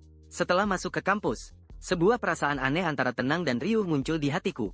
Pada malam hari seperti ini sangat ramai. Klub yang memainkan piano dan band. Yang bermain skateboard bersama. Pria dan wanita yang saling menyukai berbisik di sebelah danau buatan. Tunggu, bagaimana dua orang ini malah menjadi berciuman? Aku seperti seorang ibu-ibu tua, berdiri di samping dengan tersenyum menonton keramaian, lalu menutup mata dan menghirup udara segar dengan dalam. Sungguh menyenangkan, ramai tapi juga tenang, tinggal di rumah sakit selama 10 hari, dan bahkan mengalami kehilangan ingatan, membuat suasana hatiku berubah dengan cepat. Ada kata yang sangat benar, semakin dekat dengan kematian, semakin bisa menyadari hakikat kehidupan. Aku merasa itu sangat benar sekarang. Jadi aku merasa semua hal terasa baru. Pasangan yang berciuman tampaknya menyadari, ada yang mengamati. Remaja laki-laki itu berjalan dengan marah. Wajahnya penuh dengan kemarahan. Namun saat tiba di depanku, tiba-tiba wajahnya berubah. Liu Zi, kamu sudah kembali. Sudah sembuh. Tentu saja aku kembali. Sebenarnya kamu sakit apa sih? Kirim banyak WeChat seperti itu. Kamu juga tidak membalas. Kecelakaan mobil. Cuma luka luar saja. Pria ini bernama Lu Xiao. Teman sekamarku. Tapi aku adalah guru paruh waktu di luar sekolah yang sangat sibuk. Meskipun kami cukup akrab, tapi belum sampai tahap sahabat baik. Aku juga tidak bilang kalau aku lupa ingatan atau apa. Dulu aku lebih fokus tidak di sekolah. Selain saat harus masuk kelas aku balik. Seringkali tidak di sekolah. Kalau begitu kenapa kamu tidak di rumah beristirahat dengan baik saja? Kenapa tiba-tiba datang ke sekolah? Aku mengerti. Lu Xiao awalnya agak bingung. Berpikir sejenak. Tiba-tiba menyadari kebenarannya. Kamu juga datang karena pengakuan cinta kan? Siapa yang mau mengaku cinta ke aku? Aku juga punya pacar lebih dari satu. Aku terkejut membelalak. Tidak salahkan aku. Reaksiku berlebihan. Kali ini aku mendengar kata-kata ini jadi reaktif. Siapa yang menyatakan cinta padamu? Tentu saja Lisia. Siapa yang tidak tahu kamu dan Lisia sangat dekat? Lisia. Ini pertama kali aku mengumpulkan keberanian untuk menyatakan cinta padamu. Aku percaya ini bisa menyentuh hati tulusmu. Berdiri di tengah cahaya lilin yang romantis. Api yang panas menari-nari di mataku. 1,1 derajat memanggang hatiku yang tulus. Tentu saja aku tidak hanya menyiapkan ini saja. Dengan 100 yuan aku bisa membeli satu kotak lilin jenis baru. Di belakangku ada sebuah mobil.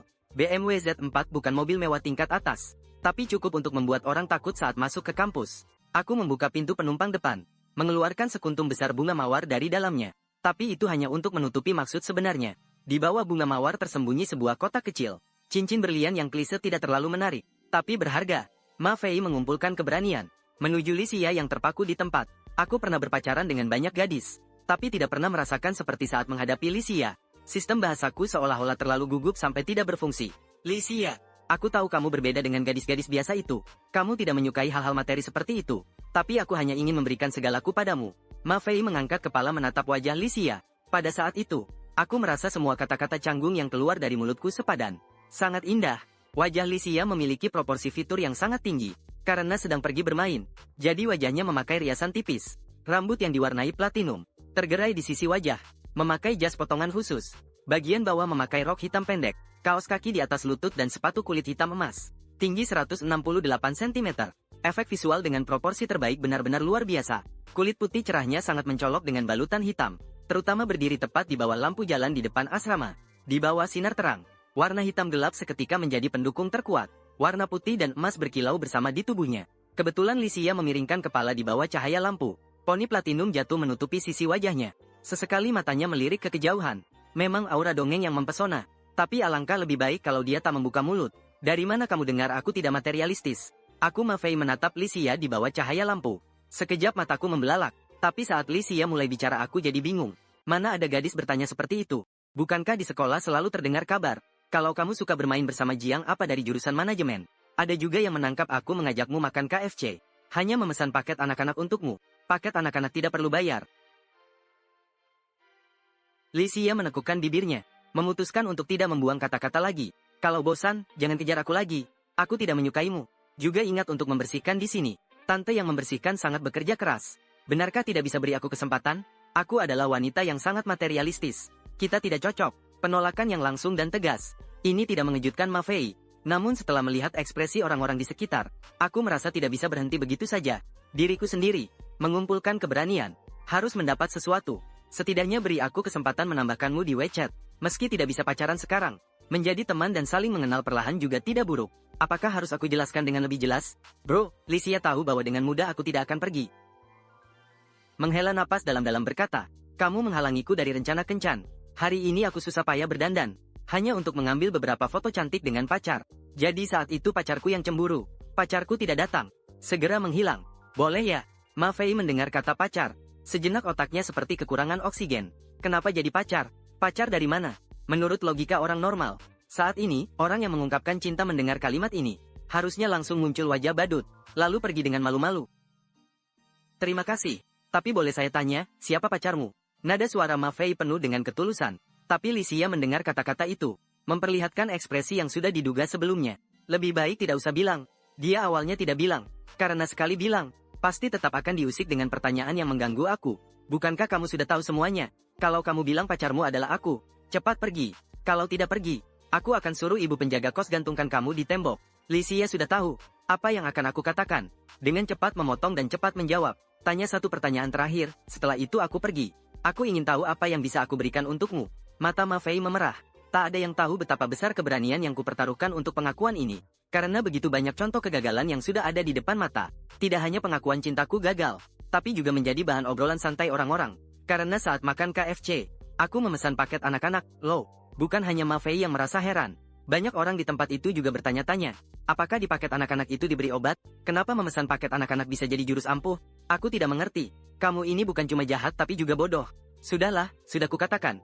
Aku ini wanita yang materialistis. Sisa malamnya, kalian cari sendiri di Netis Cloud ya. Saat Lisia mengucapkan kata-kata itu dengan semangat. Karena ada seseorang yang sedang perlahan mendekat dari kejauhan. Namun kecepatan sepeda bersama itu benar-benar sangat lambat. Tapi tak masalah. Lisia cepatlah. Prinsip yang selalu dipegang Lisia. Kalau kamu lambat, aku harus cepat. Jarak antar manusia itu tidak pernah panjang. Kalau kamu lambat, maka dia harus lebih cepat sedikit. Kalau aku lambat, kamu harus lebih cepat sedikit. Pasti ada dua orang yang berlari ke titik akhirnya. Hari itu, Lisia hampir berlari kecil. Tapi baru saja turun tangga langsung terhalang oleh banyak lilin di depan asrama. Sekitar jalan dipenuhi orang-orang yang menonton. Tumpukan lilin ini benar-benar menghalangi jalan. Mafei, kan? Aku akan melaporkanmu ke ibu penjaga asrama. Dia menggertakkan giginya dengan marah berkata. Tak lama kemudian, sepeda sewaan itu berhenti tepat di depan. Aku sudah lama mendengar kejadian ini dari mulut teman sekamarku. Sejujurnya, aku benar-benar datang hanya untuk melihat keributan. Melihat semua mata tertuju padaku. Aku juga sadar, dengan kemunculanku, drama ini mungkin akan segera berakhir. Kalau begitu, cepat lanjut ke babak berikutnya saja. Sepanjang waktu aku bahkan tidak sekalipun menatap Mafei. Ayo naik, cantik, kamu tahukah kamu sudah terlambat berapa lama?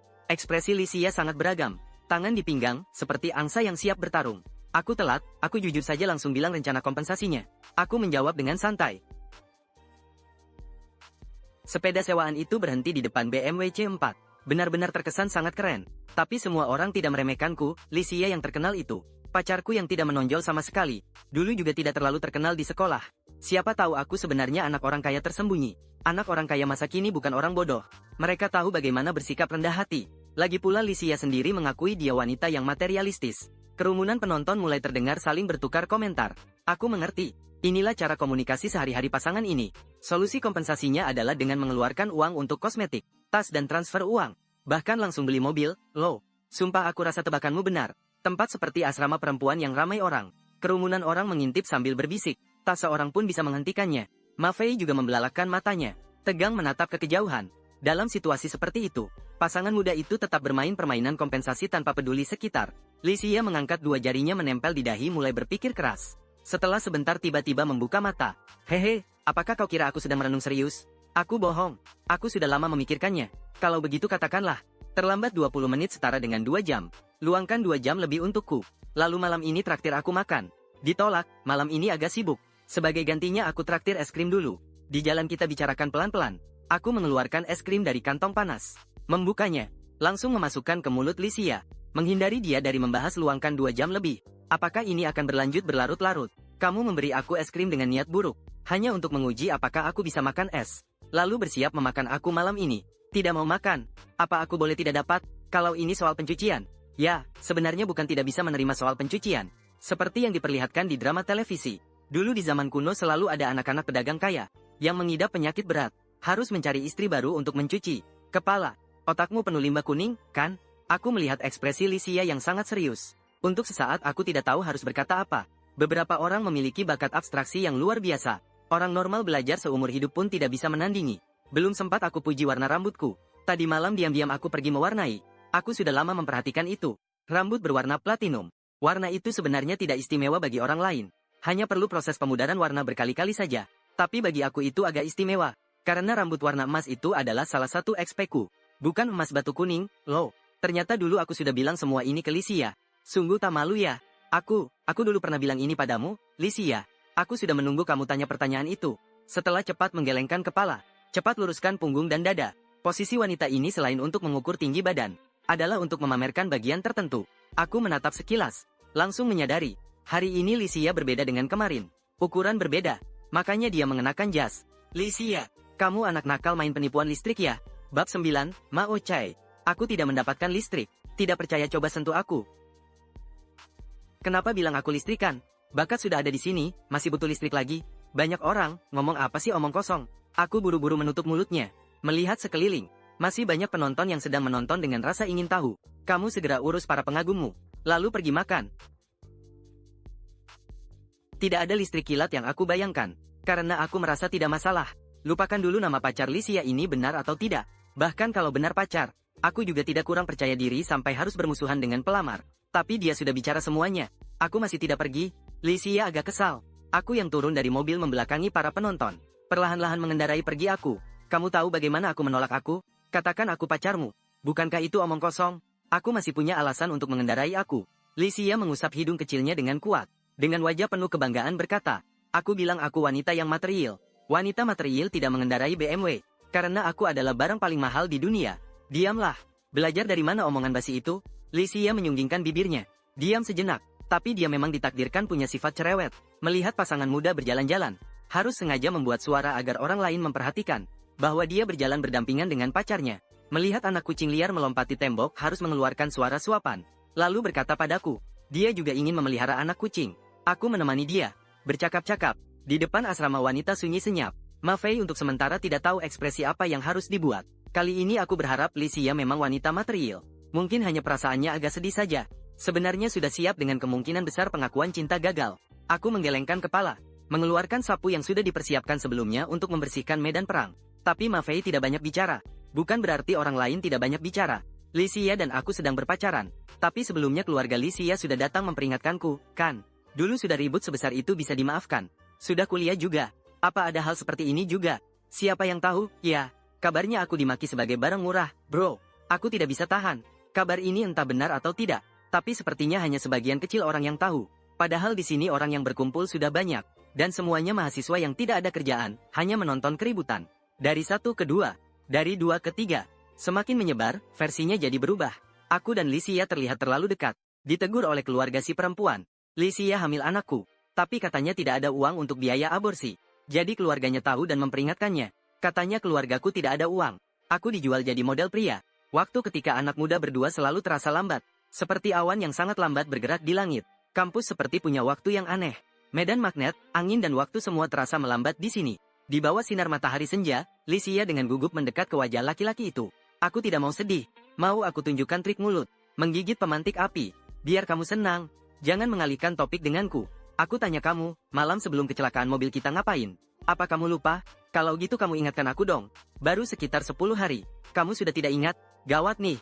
Seperti ada ulat besar di kepalaku. Yang melahap ingatanku. Setelah makan, buang air sembarangan pula. Lysia duduk di situ, memegangi kepala pura-pura sakit. Tapi malah mengintipku dengan satu mata terbuka. Setelah kami berdua saling pandang canggung. Lysia malah tertawa kecil tanpa rasa malu. Dengan lancar memeluk lenganku. Kamu ingat sesuatu? Ceritakan dong. Aku bisa bantu melengkapi ingatanmu. Kamu bilang kita hari itu ketemu gak sih? Tentu saja kita ketemu. Kita bahkan ketemu setiap hari. Mungkin karena ucapan sederhana sulit dipercaya. Lysia juga memberi aku contoh. Lihat catatan chat ini. Suatu malam tengah malam. Kamu bilang kangen aku. Lalu aku diam-diam kabur dari asrama. Lysia sambil bicara sambil membuka ponsel. Di depan aku. Tapi isi chat jelas-jelas jam 23:05. Lysia, apakah kamu merindukanku? Jam 23:10. Nanti aku tunjukkan ke kamu ya. Sedang apa? Diam-diam lihat website apa jam 23:15. Lysia cepat bilang, merindukanku. Aku tadi sedang mandi, merindukanmu. Lysia, aku sudah menebak kamu merindukanku sejak lama. Aku sudah keluar dari asrama. Kirim lokasimu, cepat datang. Lysia, musang warnet. Harap angkat telepon. Aku selesai melihat, terdiam saja. Aku ingin Lysia menggulir ke bawah untuk melihat chat pengakuan cinta hari itu. Berpegang pada prinsip berbicara dengan bukti. Cukup lihat saja chat hari itu. Maka kebenaran akan terbuka lebar. Tapi Lysia malah secara naluriah mematikan layar ponsel dan memasukkannya ke dalam saku. Lalu mengangkat kepala menatapku. Aku ingin melihat chat sehari sebelum kecelakaan. Sebenarnya posisi dua orang itu sekarang cukup mesra. Layar ponsel aslinya juga tidak besar. Font pada rekaman chat menjadi lebih kecil. Kalau ingin melihat dengan jelas harus kepala berdekatan. Perbedaan tinggi antara dua orang sangat jelas. 167 dan 185. Ini juga membuat Lysia mengangkat kepala dan bertatapan dengan mataku. Rambut berwarna platinum ada sehelai yang menyentuh leherku. Mata besar di bawah sinar matahari senja memancarkan warna emas. Seperti seluruh langit ada di dalam matanya. Mari kita pergi makan. Aku mau makan paket anak-anak. Kau menyembunyikan sesuatu dariku, kan?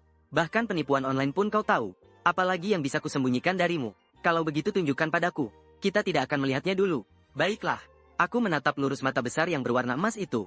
Lysia sangat cantik. Sifatnya juga menyenangkan. Setidaknya aku sangat suka berada bersamanya. Seperti bisa otomatis menyaring orang lain. Membangun dunia khusus hanya untuk kami berdua. Jika aku sakit nanti, hanya dia yang akan melangkah maju. Aku benar-benar 100% menerima pacar ini. Tapi dia menyembunyikan sesuatu dariku. Lysia, yang tak bisa lagi mengelak, merona sambil menarik ujung bajuku. Jangan marah ya. Itu hari kamu melamarku.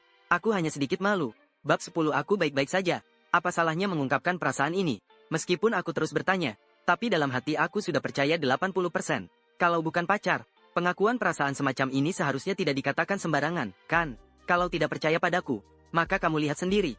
Lysia dengan tegas menyerahkan ponselnya padaku. Di depanku dia membuka kunci. Membuka riwayat chat sampai hari pengakuan itu. Tanggal 9 September. Aku ada waktu tidak. Keluar dan bicara. Lysia, tolonglah. Aku tidak mau, aku tidak. Aku dibawa asrama kamu. Lysia, aku takut. Kita tenang dulu, tenang dulu. Baru putuskan. Tolonglah aku. Aku sangat tenang. Selanjutnya adalah beberapa kali panggilan WeChat berturut-turut dari Lysia. Tapi aku tidak mengangkatnya. Riwayat chat berhenti sampai di sini. Membuatku bingung. Ini mana seperti pengakuan perasaan. Ini lebih tampak seperti perpisahan, bukan? Ngapain bohong? Otakmu dimasukin serangga kecil. Semua ada di bawah asrama. Tentu saja harus menyuruh aku turun untuk menyatakan perasaan secara langsung. Lysia berkata dengan malu-malu seperti gadis remaja. Menurut Lysia, akulah yang ingin mencari Lysia untuk mengungkapkan perasaan. Jadi aku mengajaknya keluar untuk bicara langsung.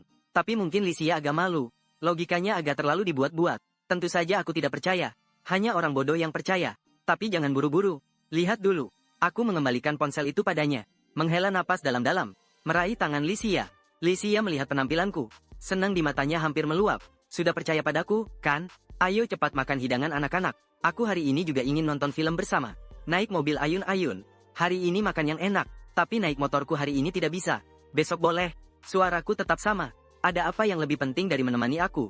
Tepat saat dirawat di rumah sakit, berhutang sedikit pada orang lain. Sudah janji akan dikembalikan kepada orangnya. Baiklah. Akhirnya juga tidak makan sesuatu yang enak, karena Lysia suka makanan kecil. Dia pun berjalan-jalan di jalan pasar malam. Bola gurita, pangsit kecil, dan lain-lain. Membeli banyak sekali. Totalnya hanya menghabiskan 100 yuan. Akhirnya kebanyakan aku yang makan. Jangan sampai mubazir. Harus habis dimakan. Lysia seperti mandor kecil yang menyuruh, kamu hanya makan sedikit itu saja. Mulutku penuh saus. Sungguh agak tidak muat lagi. Aku memang bodoh. Aku makan apapun harus makan sampai anak-anak selesai. Pada saat itu juga aku terus memperhatikan pacarku. Menemukan dia tampak selalu tersenyum. Matanya tersenyum. Mulutnya tersenyum. Seluruh dirinya dipenuhi aura kebahagiaan. Dia tersenyum, aku pun ikut tersenyum. Dia tidak tahu kenapa tersenyum. Aku lebih tidak tahu kenapa penjual bola gurita kecil itu. Melihat gadis yang tersenyum ceria ini juga bergosip sedikit. Kakak, apa kamu keluar rumah terus dapat uang sehingga senang seperti ini? Penjual mengatakan sesuatu yang lebih senang daripada mendapatkan uang di luar adalah menemukan. Kebetulan uang yang kamu hilangkan. Wah, ku beri kamu satu bola gurita kecil tambahan. Mulai sekarang jangan sembarangan meletakkan uang. Terima kasih, bos. Kamu orang baik. Lysia. Selalu ada semacam kekuatan magis yang membuatmu saat bersama dia, secara otomatis memblokir lingkungan sekitar dan hal-hal yang menjengkelkan. Seperti menciptakan ruang kecil tersendiri di dunia ini. Pasar malam dekat kampus universitas. Penuh dengan aroma dan mahasiswa yang penuh semangat. Harus kukatakan, dibandingkan waktu dirawat di rumah sakit, malam ini sungguh menyenangkan. Jadi aku sangat ingin tahu apa yang terjadi di masa lalu. Aku ingin tahu cerita tentang diriku dan gadis di depan mataku ini. Bagaimana kami bertemu dan mengenal satu sama lain. Lalu berdiri berdampingan bersama. Lysia, apakah kita pernah mengalami hal yang tidak menyenangkan sebelumnya? Makanya kamu tidak mau bercerita. Kamu pikir apa sih? Aku mohon padamu. Aku akan ceritakan kalau kamu minta, tapi tidak kalau tidak. Kalau begitu jangan salahkan aku kalau ceritanya. Aku potong-potong ya. Lysia mengusap saus tomat di mulutnya pelan-pelan mulai bercerita. Aku miringkan kepala, makan sambil mendengarkan ceritanya. Yang penuh dengan kesenangan abstrak. Dia bilang mereka bertemu di warnet. Itu adalah kali pertama Lysia menginap di warnet seharian. Dia telah mencoba banyak permainan. Bahkan saat lelah masih ingin terus bermain. Dengan didikan keluarga yang ketat, malam kebebasan ini dia dapatkan dengan usaha keras. Tapi dia tak berani tidur di lingkungan yang asing. Jadi dia menemui pengelola warnet. Aku bersedia membayar 500. Mencari tempat tidur yang aman di sekitar sini. Aman. Dan jaraknya harus cukup dekat. Aku bilang cukup 50 saja. Lalu aku membawanya ke kantor polisi sebelah. Aku bertanya pada Li Jing. Bangun saja kamu bisa kembali bermain. Selain itu, keamanan kantor polisi tentu tinggi, kan? Malam itu Lysia merasa semua ini sangat mengasyikkan. Menginap di kantor polisi, kataku padanya. Ini tentang seorang gadis yang tak punya banyak uang. Dan juga khawatir soal keamanan. Bisakah dia menginap sebentar di bangku panjang kantor polisi? Pak polisi pun mengizinkan. Bukan salahku aku berbohong. Sebab memang saat itu Lysia menunjukkan sikap seperti itu. Sejak hari itu, setiap kali Lysia tak ada kegiatan, dia gunakan cara ini untuk mengajakku bermain. Tapi aku selalu membuatnya membayar upah. Padahal dia tidak punya uang. Setiap kali hanya bisa menawar gila-gilaan. Dari 50 ditawar jadi 20. Lalu aku pakai puluhan ribu itu untuk membantunya cari kesenangan dan diskon kelompok. Menggulung kaki 9.9. Mengendarai sepeda bersama ke saluran air di pinggiran kota untuk memancing lobster kecil. Hingga sehari sebelum kecelakaan terjadi. Aku tiba-tiba ingin mengaku perasaan padanya. Waktu itu dia agak pemalu. Jadi lama sekali baru berani turun ke bawah. Tapi akhirnya dia turun dan setuju. Ketika Lysia bercerita, dengan kaget-kaget bercerita sampai mana? Senang. Mulai tertawa kecil dengan kikuk. Aku juga tanpa sadar tersenyum. Cerita itu sangat menarik. Dari ekspresi Lysia juga tidak sulit untuk melihat. Semua itu nyata, tapi tidak sepenuhnya benar. Kamu terus bilang kamu anak orang miskin. Tentu saja, keluargaku memang miskin. Kalau aku anak orang kaya, ngapain aku tawar-menawar denganmu? Langsung angkat tangan besar-besaran. Kamu pernah makan nasi pinghao? Nasi pinghao itu toko apa sih? Kamu sama sekali nggak pernah ngajak aku makan. Aku tidak jelaskan lebih lanjut. Keluarga biasa tidak bisa membesarkan cewek yang percaya diri dan murah hati seperti ini. Lagi pula kamu pernah lihat orang miskin tawar-menawar cuma untuk cari teman bermain? Hanya Lysia yang menjalankan karakter gadis miskin dalam fantasinya. Hanya peran semu saja. Gadis miskin palsu yang baik. Mencuci kaki dengan wol seharga 9,9 sungguh menyenangkan. Aku benar-benar seorang ahli dalam hidup hemat dan bijak. Orang miskin sebenarnya memakai wol 9,9 untuk mencuci kaki. Apakah tukang pijat akan memandang rendah aku? Tentang apa yang terjadi pada hari aku menyatakan perasaan. Aku juga agak meragukannya. Karena itu bukan sesuatu yang aku lakukan sendiri. Tidak pernah terjadi hal yang tidak menyenangkan. Kenapa harus menunggu sampai aku keluar dari rumah sakit untuk melihatnya? Saat aku mengucapkan kalimat itu, aku menatap wajah Lysia dengan seksama. Aku tidak menyalahkan orang lain yang tidak mengunjunginya. Aku hanya ingin tahu alasannya. Ini tidak bisa dibiarkan begitu saja. Aku takut. Sejujurnya, aku takut kamu tidak ingin bertemu denganku. Lysia berkedip dengan mata besarnya. Rasanya seperti akan menangis di detik berikutnya. Karena ada sesuatu yang terjadi pada hari aku menyatakan perasaan, bukan? Karena keluargaku kurang mendukung aku berpacaran. Tapi aku akan melakukan pekerjaan kita.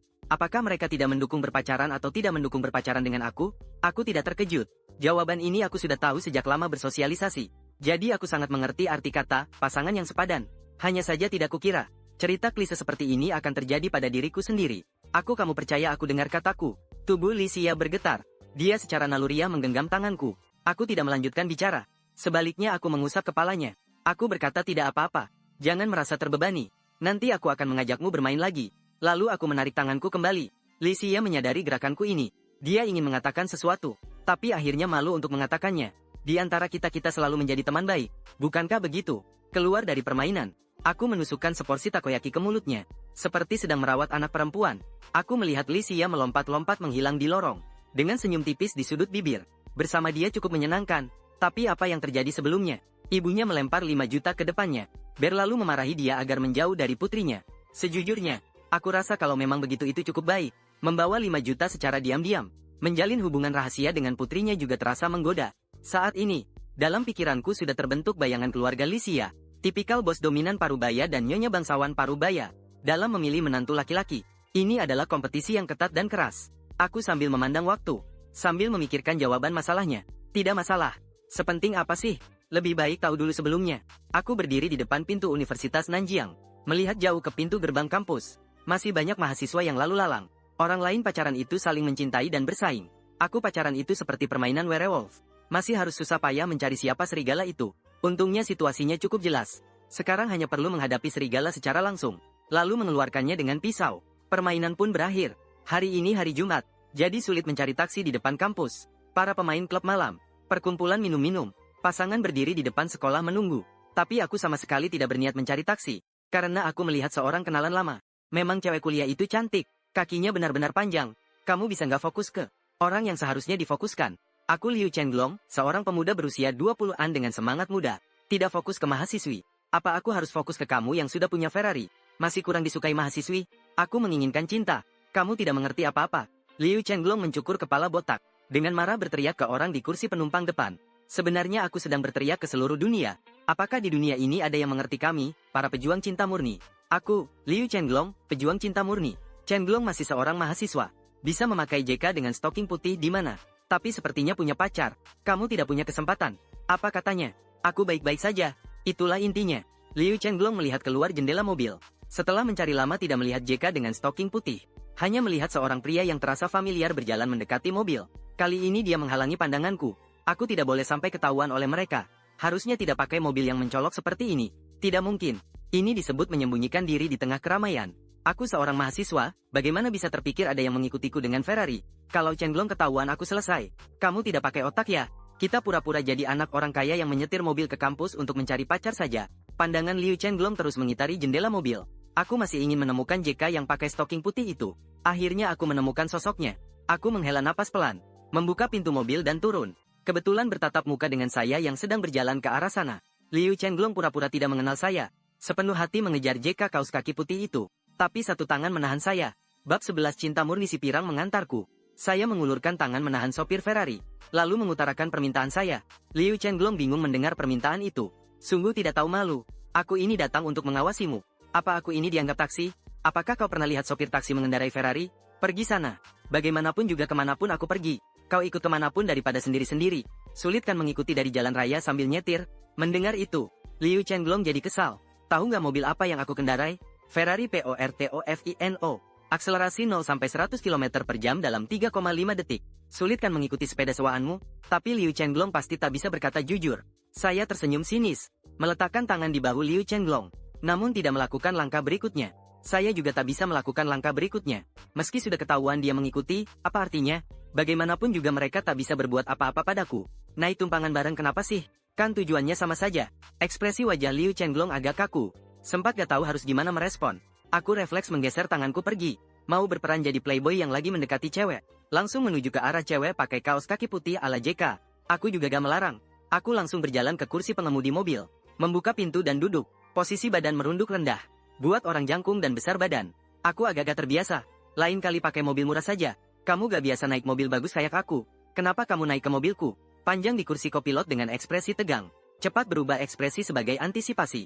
Tapi beberapa kata berikutnya buat aku terdiam dan melacak. Kalau ketahuan kayak gini pasti disuruh marah-marah karena nggak becus kerja. Aku ini mahasiswa miskin. Kalian itu pekerja. Orang kelas bawah. Ngapain susahin orang kelas bawah juga? Ini kan cuma ngikutin aku saja. Kalau aku duduk di depan kamu kan malah memperbesar kemungkinan berhasil ngikut. Panjang langsung terdiam. Bukankah ini masih disebut ngikutin?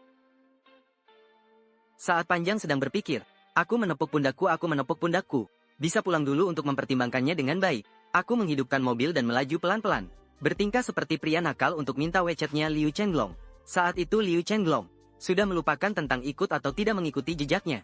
Kalau ditanya apakah Liu Chenglong suka gadis ini, bentuk tubuhnya bisa diberikan nilai 7 atau 8. Cuma biasa saja cantiknya. Tapi Liu Chenglong benar-benar suka. Saya percaya cinta sejati bukan hanya cinta pada pandangan pertama. Tapi setelah melewati segala kesulitan baru jatuh cinta. Makanya aku suka gadis yang sudah punya pacar. Merebut gadis itu dari tangan pacarnya. Bukankah itu juga melewati segala kesulitan untuk saling mencintai? Kalau aku dengar perkataan ini, aku pasti langsung bilang, ini apa, semacam tubuh suci berbulu kuning alami ya? Liu Chenglong masih dalam tahap kekuatan bulu kuning. Saat itu aku masih sangat pemalu saat berhadapan dengan wanita. Karena kebiasaan yang aneh. Aku belum pernah berhasil pacaran. Bukan karena aku kurang syarat. Ferrari adalah syarat terbesar. Tapi aku merasa kalau hanya mengandalkan Ferrari, bukankah cinta sejati jadi terlalu mudah? Jadi dengan perasaan gelisah aku mendekat, membuat hatiku penuh sukacita dan berdebar-debar. Para wanita tamu sudah mempersiapkan banyak pembuka di dalam pikirannya. Cantik, boleh minta WeChat? Tidak boleh. Aku sudah punya pacar. Gadis itu dengan tegas menolak aku. Tapi Liu Chenglong tidak putus asa. Aku merasa memang harus seperti ini. Orang yang aku suka memang harus seperti ini. Kalau sulit, barulah cinta terasa berharganya. Aku sangat menyukaimu. Aku tidak akan menyerah. Liu Chenglong bahkan memberi semangat pada dirinya sendiri. Aku merasa karena aku siswa sekolah ini, maka pasti aku akan sering datang ke sini nanti. Pasti ada kesempatan bertemu secara kebetulan. Aku bahkan tidak bertanya jurusan atau angkatannya. Kalau sudah berjodoh, kita pasti akan bertemu lagi. Dia, suatu hari nanti pasti akan tersentuh oleh ketekunanku. Dia adalah gadis paling istimewa yang pernah aku temui. Di bawah, filter, Liu Chenglong. Gadis di depanku sangat cantik sampai membuat hati berdebar. Dia belum jadi pacarku. Aku tidak boleh mengintip.